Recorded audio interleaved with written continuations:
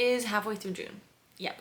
But you know what? It is better late than never. I'm finally doing my April plus May reading wrap up. I don't really know why I didn't do one for April. Probably because I only read 4 books and didn't feel like it was enough to talk about. So now I have 10 books to talk about for both April and May. And I will be honest, I have not prepared much for this. I have not prepared my thoughts, my stats. I really just picked all the books off the shelves and sat down. So we're gonna do this on the fly and hopefully my thoughts make sense. I do have my reading journal, so let's look at my stats. Like I said, in April I read 4 books. None of those were on my 24 books to read in 2024, so I made no progress that month. 2 of them were romances and then 2 were just general fiction, which I feel like is definitely a weird split for me. That's not very normal. Do I have all the books?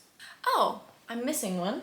I actually have 11 books to talk to you about. For May, I finished 6 books and I DNF'd 1. Again, I don't think a single one of these was on my 24 books to read in 2024. Yeah, I have not been doing great with that. Hopefully June is the month that I get back on that wagon. Out of the 7 books, I had 1 fantasy, 3 romances, 2 sci-fi, and 1 manga. I'm also pretty proud of the fact that I read 5 out of the 6 books that were on my TBR for May. I was making a very conscious effort to try and read as much of that as possible, and it worked, and it feels pretty good. I did not have a set TBR for April, so I was just reading for a video and mood reading. Ooh, but I also should mention the part I'm not as proud of, which is how many books I bought. In April, I bought 11, and in May, I bought 13. April, I really have no excuse for, but May was my birthday and I bought myself 8 of those books and then my boyfriend bought me the other 5. And you know, it was my birthday. I just feel like I get a pass on that one. I think that's all for the stats, so let's get into the actual books I read. The first book I read in April was Scarred by Emily McIntyre. This is part of her Never After series, which are all, I think they're described as dark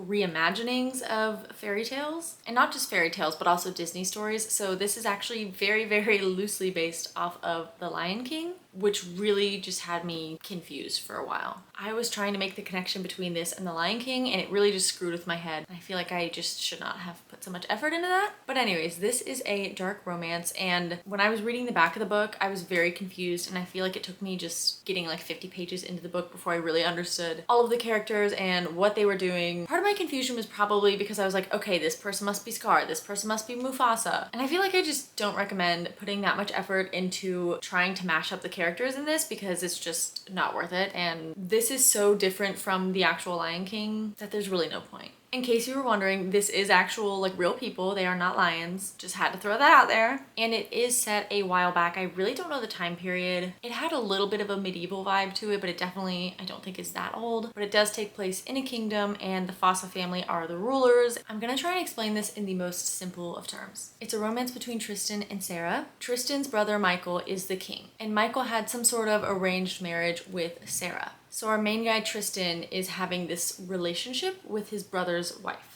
This was unfortunately a 2-star for me. I feel like the thing about this series is you just cannot take it seriously. You can't go into it thinking you're going to be getting the best romance of all time with the most lyrical, beautiful writing. She is not a bad writer at all, but it's very much just, I think, a very silly, goofy time. The plots are pretty ridiculous, and I feel like that's what I honestly enjoyed about the first book, which is Hooked. I had a blast reading that. I sat down and read it in one sitting. There was just so much going on. It was absolutely ridiculous, and it was one of those books where I had to sit someone down and talk to them and tell them exactly what happened because I was just in disbelief. I was like, you will not believe what I just read. Was it great? No, it was a 3.5 stars, but it was a super enjoyable, just fun, silly read. And I was hoping for the exact same thing with this one. And I remember at the beginning, I was quite enjoying it. It was doing pretty much everything I wanted it to, but then I feel like it got pretty slow. So the plot itself wasn't really giving me much. And then I actually really did not like the romance in this at all. And I will admit, I think it is very much a personal preference thing. I have not read too many dark romances, and I feel like there are so many different kinds and so many different things that might make something a dark romance. And in this one, our 2 main characters were definitely bad people. They were like murdering people, they had horrible morals, but I really just hated the way that the male main character treated the female main character. I felt like the way he spoke to her was just absolutely vile. I was hating it. It definitely was not enjoyable for me, but plenty of people love dark romances that have this sort of relationship dynamic, and if you love that, then that is great for you. This was just a learning moment for me where I discovered that I do not personally like that. So yeah, I don't think that this is a horrible book, but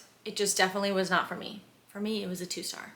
Not a great start to the month, but after that I read Twisted Hate by Anna Huang. This is book 3 in the Twisted series, which I started probably almost 2 years ago, and I have been really meaning to make progress on this and finish, and now I just have one book left. I was very intimidated to read this because for a romance, it's pretty chunky. I think it's 500 pages. And after reading Scarred, I was maybe a little bit scared too because this one's called Twisted Hate. It is about two people who do not like each other, which ends up turning into a romance. And I was a little bit afraid that maybe they were gonna have a similar dynamic. And at times I feel like they did, but it was nowhere near what we had with Scarred. I ended up giving this 3 stars because I feel like all of her books are very easy to read. They're enjoyable and kind of fast paced. But it was definitely the length that got me with this one. I feel like this one had way more spice than the other ones, and I honestly wish that so much of it was just cut out. It just felt a little bit repetitive, and I was like, we could focus on the plot just a little bit more and take out some of these spice scenes, and either we could have more of a plot going on or the book could be like 300 pages instead. Either one of those, I think I would have enjoyed it a lot more, and it probably would have been like a 4 star. 3 stars is not bad. I definitely enjoyed this. I just wish it was a lot shorter.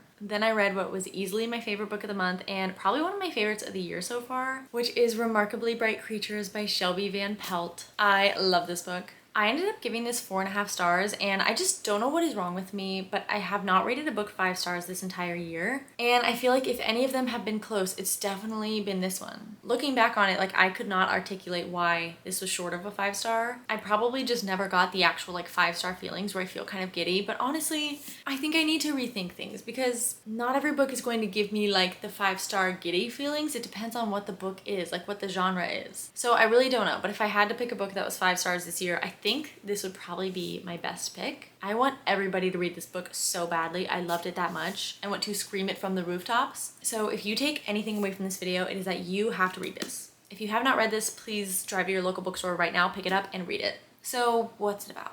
We get multiple point of views in this book, but our main character is Tova, who is, I think, like a 70-year-old woman who is working as a custodian at this aquarium, and she ends up making this very strange relationship with a giant octopus named Marcellus. Tova has a lot going on in her personal life. She lost her son 25 years ago. He just went missing, and I feel like she never really got that closure, so 25 years later, she is still very much in the grieving process, I feel like. And now that she's getting older, she has a bunch of other big life changes going on, and she absolutely loves her job working in the aquarium. And like I said, one day, her and Marcellus get acquainted. I feel like literally nobody ever talks about this book, but I heard one person mention it, and I was very intrigued, but I was also a little bit timid because I was thinking that Marcellus the octopus actually spoke like out loud to Tova, and I just wasn't really sure how that was gonna go and how it was going to translate. It just seemed like it could be very silly, and I'm here to tell you that he does not actually speak to her. We actually do get his point of view sometimes, and they're more like diary entries, and they were definitely some of my favorite parts of the book, but they're very short, and it's just him talking kind of to you as the reader, but in kind of like a diary format. So if you've heard of this and you were a little bit hesitant because of a talking octopus, hopefully that makes you feel better, because I feel like obviously it's a little bit silly to be in the mind of an octopus, but this is just so good. After I finished, I was scrambling to find this author on Goodreads to see if she had anything else written, and she doesn't. This is her first book. So I think she came out with an amazing debut, but I really need her to write more because I would love to read a book that made me feel the way that this did. This just has my heart. Next, I read The Storied Life of A.J. Fikry by Gabrielle Zevin. This was a very highly anticipated read for me because I just heard so many people that I follow love and rave about this book. So many people gave it 5 stars, so I was really looking forward to it. And I'm sad to report that this was a little bit of a letdown. It was a 3 star for me, so it definitely wasn't bad. It just wasn't all that I hoped it would be. This follows A.J. Fikry, who is basically just this grumpy man who runs a bookstore and lives alone, and he's going through a pretty rough patch. His bookstore is doing pretty bad, and he has this very rare collection of Edgar Allan Poe poems, and they end up getting stolen, so he's not doing very well. And out of literally nowhere, this huge thing happens that changes his life, and you just kind of see him going through the rest of the phases of his life. And it was definitely a very sweet read. I feel like at times it was pretty emotional, but it just fell a little bit flat for me, and I don't really know why. It's super short. It's only about 250 pages, and somehow I feel like I still was getting bored at points and was just kind of wanting to finish the book so that I could move on to something else. So I don't really know where I stand with this one. I think it's a great book, and if you want a very quick read that I I think still has plenty of depth to it. I would recommend it. I just didn't connect with it as much as I wanted. I think that's it. I think I wanted to have a very high emotional connection with this and like cry my eyes out like other people did, and I was nowhere near that. So I think that's just kind of where my disconnect was. Now we're moving on to May, and I really hate to say this, but I had another disappointment, which was Emily Wilde's Encyclopedia of Fairies by Heather Fawcett. This is another one that I think I had such high expectations for. I didn't exactly think this was going to be a 5-star, but in the past I have really loved cozy fantasy, so I just thought this was right up my alley. I thought it would be a very cozy, fun, whimsical read. There were things I liked about this, but then there were also, unfortunately, plenty of things that I did not like. I also gave this one 3 stars, and I feel like this is another one where I was really enjoying it in the beginning and then it fell off around the second half. It's about this girl named Emily who is a professor, and she is putting together this encyclopedia of fairies, and for the next part of her research she has to go to this very small like snowy town. Pretty much as soon as she shows up, her academic rival Brimley, what's his name? Wendell Bamblebee. He shows up and she is so annoyed. She's like, oh my gosh, why are you following me here? You're so annoying, you're gonna get in the way and you're gonna try and take the credit of all my research. But they end up kind of reluctantly working together. The first half, or maybe like 2/3 of this, was good. I did feel like it dragged on at some points and I was getting a little bit bored, but I was enjoying it. I feel like that's kind of what you sign up for when you pick up a cozy fantasy, so I was totally fine with that. But then in the last third, the plot just took a complete 180 and I feel like it just made absolutely no sense, and the romance was just totally out of left field, so it was just so strange. I know that plenty of people love this book, which is why I was very excited for it, so it definitely does not bother everybody, but for some reason just the turn that it took in the last like 100 pages really ruined the book for me, and I'm honestly very sad to admit that, and I don't think I'll be picking up the next book. Stick with me here, okay? Because we turned things around. Because I picked up Yours Truly and I really, really loved this. This is a contemporary romance between Bree and Max, who are both surgeons. Actually, I don't know that they're surgeons, but they both work in an ER. Max is the new guy working at the hospital, and at the beginning, Bree really does not like him because she thinks he's just a jerk. But in reality, he is perhaps the sweetest man alive, who just happens to have anxiety, so he does not always come off the best way. And this was just so good and exactly what I needed. At the beginning, I thought this was hands down gonna be a 5-star because the build up between our two main characters was so good. I think that the whole like beginning getting to know you part was the absolute best that I've ever read in a romance book. I have never giggled and smiled so hard. This was making me so happy. And then do not get me wrong, the rest of the book was also so good, but it just did not compare to the beginning when they were getting to know each other. They were sending each other letters. Oh my gosh, it was so good. I still absolutely loved the rest of it, but so far in both the books that I've read by her, she just does something at the end that really makes me not like our main character. She's just making these women do things that I really am not loving, and I really wish that she didn't do that, but it's okay. I really love this, and it's probably been my favorite romance of the year. Then I picked up volume 4 of Spy Family, and if you've heard me talk about this series, you know that I absolutely love it. It's the only manga that I've ever read, and I'm really enjoying it. I have given every single volume a 4 stars so far, this one included. I'm just having a really great time with this. It's very stupid and ridiculous and silly, but in the best possible way, and I feel like I talk about this series at least once a month, so I'm just gonna stop there, let you know that I really enjoyed it just as much as every other volume, and it's a 4-star. Next, I was so excited to pick up Lynn Painter's newest release, which was Happily Never After. I felt like this was such a unique concept, and I have really loved the other two. I think they're considered new adult books that she's written. Even though I was very excited for it, I'll be honest, I did not have the highest hopes for it. I just hadn't really heard many people talk about it, and when I did, it was mostly negative, so I kind of went into it with the mindset that it wasn't going to be anything amazing, but it was just going to be a fun, silly little rom-com. And I feel like it was exactly that. This was fun. I feel like our characters had some pretty good moments and they had some good banter, but it just wasn't as good as her other books. And I also kind of had an issue with the female main character in this one. She just didn't always treat the love interest the best way, and she sometimes said things that I feel like were pretty hurtful, but they were said in like a very nonchalant way. I just kind of felt like, why are we saying these things? Why are we being mean? But it definitely wasn't anything like too crazy, and it was just a fun, quick read. In this, our main character, Sophie, is just about to get married to this guy who she knows has been cheating on her. She just found out a few days before the wedding, but she was afraid to call it off because her dad worked for her fiance's dad. It's not really important, but she felt like if she was going to call off the wedding, her father might have some sort of negative repercussions with his job. So instead, her friend had the idea to hire this guy, Max, who's a wedding objector. So in the ceremony, when it gets to the point where they say, if you have any reason why these two shouldn't get together, blah, blah, blah, he stands up and he's like, yes, I object to this. He's a bad guy. He's been cheating on her. You two shouldn't get married. married, and obviously that throws a kink in things and the wedding usually stops. So after Max objects at Sophie's wedding, she ends up doing it with him. They start wedding objecting as a pair, kind of like a fake couple. Obviously the plot is a little bit outlandish, but I felt like it was unique and it was fun. After that, I picked up Mrs. Nash's Ashes by Sarah Adler, and this was my DNF. I got about 30% of the way through before I DNF'd, and I was going back and forth between reading it physically and also listening to it as an audiobook. I knew I wasn't really loving it, but I thought it would be a good audiobook to just have on in the background while I'm doing stuff around the house, while I'm driving, but I just couldn't do it. I couldn't really justify using my precious Spotify hours on a book I wasn't liking. This is another romance, and it's about these two people who end up going on a road trip together. They met once before, but they're basically strangers. I think they start in DC, and they're both at the airport waiting to fly to Florida, and then this big issue happens where every single flight in the entire country ends up getting canceled. There's some sort of system issue, and they're like, hey, nobody's flying for probably the next few days, but both of them have some time-sensitive things that they want to get done in Florida. So for reasons I can't remember, they end up doing it as a road trip together, and it's called Mrs. Nash's Ashes because the girl is trying to deliver Mrs. Nash's ashes to her ex-lover in Florida. I just don't think I was really connecting with her writing. I found a lot of things to be very cringe and like secondhand embarrassing, and it was very Grumpy Sunshine, but the guy was just kind of a jerk. He would say things that just were not nice, and then if he did the absolute bare minimum, she was like, oh, he's so sweet. He pretends to be a bad guy, but he's actually so sweet.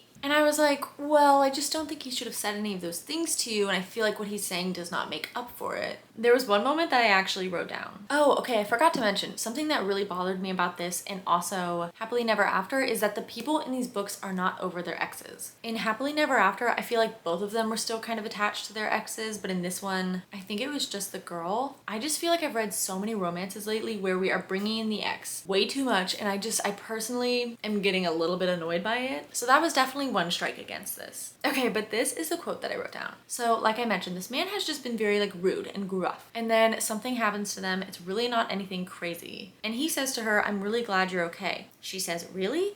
And he goes, really, really. And her heart like melted at that. I was like, are you serious? Really, really smoothed over all that this man said to you before? I just really don't feel like there's much substance to that. Obviously, this just wasn't a book for me, and I think that I probably won't pick up anything else by this author, which is very disappointing because I feel like she has some very cute looking books. So maybe one day if something really catches my attention, maybe I'll give her another try. I don't know. I hate being mean, but I didn't like it. Then I started my sci-fi era, which I'm kind of still in the middle of, when I started Project Hail Mary by Andy Weir. And I just have to thank every single one of you that recommended that I listen to this on audiobook because that was the move. I listened to the entire thing, and I feel like if I read it physically, all of the science jargon and things definitely could have gotten a little bit boring, but at no point was I bored during the audiobook. This was one of the books on my TBR, and I was definitely not very excited to read it. I was quite intimidated, and I'm so glad that I finally did because I really enjoyed this. I ended up giving it 4 stars, but I feel like a more fair rating would be a 4.25 or maybe even a 4.5. I thought the audiobook for this was so good. This is definitely my favorite audiobook I've ever listened to. It just really made the whole experience for me. So this is about Ryland, who one day just wakes up in this spaceship. At first, he doesn't even know he's in a spaceship. He doesn't know his name. He has no idea where he is or why he's there, and he's obviously very confused. He's all alone with like no memories of the past year or so, and he's just drifting through space. Come to find out, he is the only survivor on this very important mission that literally all of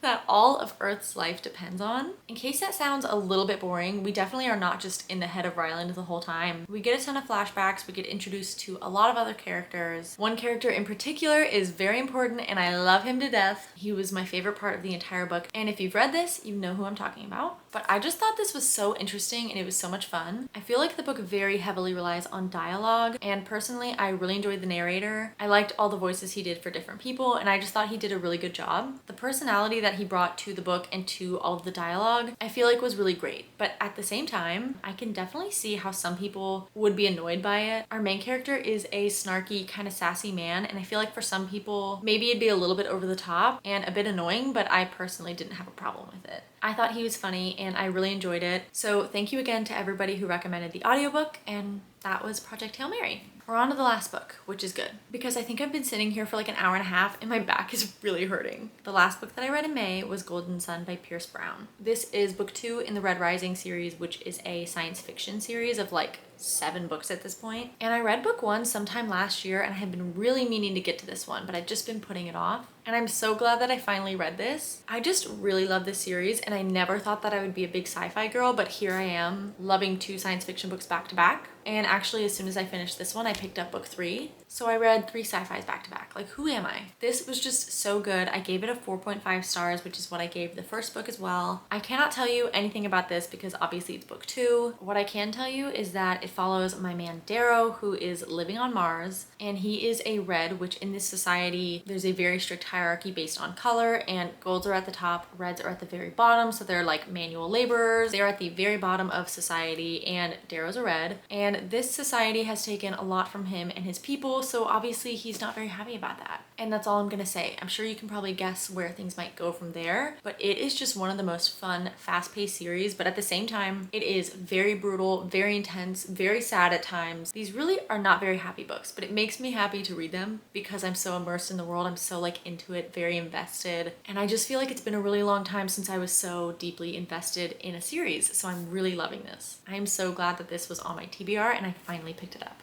Okay, that was a lot of talking, but these are the 10 or 11 books that I read between April and May. Sad to say that I had a couple of disappointments, but I feel like I had enough really fantastic reads to make up for it. These are really heavy.